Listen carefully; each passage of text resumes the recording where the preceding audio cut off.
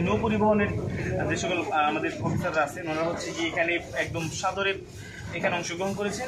এছাড়া যারা আসলে বাংলাদেশের পার্সপেক্টিভে যেটা হয় আর কি, যে নর্মালি যখন কোনো একটা প্রাকৃতিক দুর্যোগে আমরা শিকার হই তখন সবাই দলমত নির্বিশেষে সবাই আমাদের এখানে আসে, অংশগ্রহণ করে মানুষকে সাহায্য করার সুবিধার জন্য আর কি। সেক্ষেত্রে এখানে শুধু একজন ব্যক্তির ডোনেশন দিয়ে আমরা কাজ করতেছি না, অনেকের সম্মিলিত প্রচেষ্টার মধ্যে দিয়ে আমরা আমাদের এই যে প্ল্যান সেটা বাস্তবায়ন করার জন্য কাজ করে যাচ্ছি।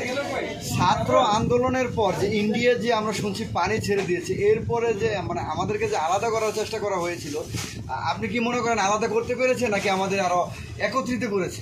আসলে তাদের যে প্ল্যান ছিল যে একটার পর একটা প্রাকৃতিক দুর্যোগ আমাদের উপর চাপিয়ে দিচ্ছে, তারা অনেকভাবে চেষ্টা করছে আমাদেরকে দমিয়ে দেওয়ার জন্য। কিন্তু আপনারা হয়তো ইতিমধ্যে দেখেই ফেলেছেন যে আসলে প্রথম হচ্ছে তাদের আমাদের যে কোটা সংস্কার আন্দোলন ছিল সেখান থেকে আমাদের যাত্রা শুরু হয়েছে।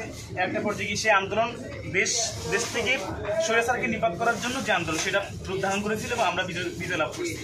এর পরবর্তীতে যেটা হয়েছিল সেটা হচ্ছে গিয়ে আপনার বিভিন্ন রকম তারা আওয়ামী সরকার যারা ছিল আর কি, ওদের পক্ষ থেকে আমাদেরকে নিষ্পেষিত করার জন্য, আমাদের যে আন্দোলনটাকে সেটাকে প্রস্তাবিত করার জন্য তারা নানা রকম ষড়যন্ত্র করেছিল। কোনোটাই তারা আমাদেরকে ব্যর্থ করতে পারে নাই। সর্বশেষ তারা হচ্ছে কি, আমরা যেটা বলবো ফেনীতে যেই বন্যাটা হয়েছে এটা এক ধরনের রাজনৈতিক বন্যা হতে পারে।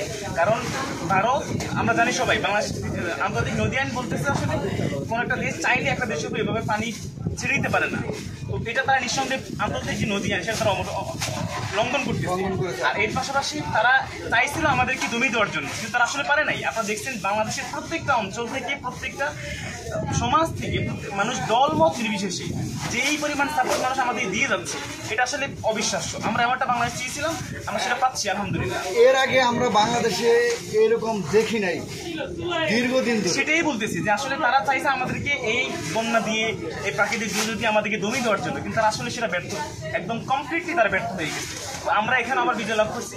আমরা বিশ্বাস রাখি আমাদের যে এখন যে ক্রাইসিস মুড করে যাচ্ছে এটা উইদিন শর্ট টাইম সেটা সলভ হয়ে যাবে এবং আমরা আবার আমাদের মতো করে সামনে দিয়ে আগাতে পারবো। এই দেশ কোনো সুরে শাসকের হাতে থাকবে না। এই দেশ কোনো যারা আমাদের দেশকে নিয়ে, যারা আমাদের দেশটাকে শেষ করে দিতে যাচ্ছে বা দেশের যে অন্য কর্মকাণ্ডগুলোকে বাধাগ্রস্ত করার চেষ্টা করছে, তারা এটা কোনোভাবে পারবে না। আমাদের যে ছাত্রদের যে আন্দোলন ছিল সেটা অব্যাহত থাকবে এবং আগামীর এই বাংলাদেশ, আগামীর এই সোনার বাংলাদেশ আমাদের ছাত্রদের হাত ধরে উন্নতি সোপানে এগিয়ে যাবে, আমরা সেটা বিশ্বাস রাখি। ধন্যবাদ। না ভাই, আর একটু বিষয় আপনার সাথে অ্যাড করতে চাই, সেটা হলো আপনি কি এই আন্দোলনে প্রত্যক্ষভাবে উপস্থিত ছিলেন কিনা? আমি শুরু থেকে আন্দোলনের সাথে ছিলাম। আমি এতটুকু বলতে পারি, বাংলাদেশের যদি একজন মানুষের ন্যূনতম কি বলবো মূল্যবোধ থেকে থাকে, একজন মানুষ যদি সামাজিক ন্যূনতম কমন সেন্স থেকে থাকে, তাহলে সে এই আন্দোলনটাকে কোনো না কোনোভাবে সাপোর্ট দিয়ে গেছে। আইদার আপনার শারীরিকভাবে হোক, মানসিকভাবে হোক, অর্থনৈতিকভাবে হোক, অথবা দোয়া করে হোক। যদি একজন মানুষের মধ্যে ন্যূনতম মূল্যবোধ থাকে, মনুষ্যত্ববোধ থাকে, আমি বিশ্বাস করি সেই আন্দোলনটাকে কোনো না কোনোভাবে সাপোর্ট দিয়ে গেছে। আমরা সেই জায়গা থেকেই বলতে পারি যে আমরা নিঃসন্দেহে সফল, আলহামদুলিল্লাহ।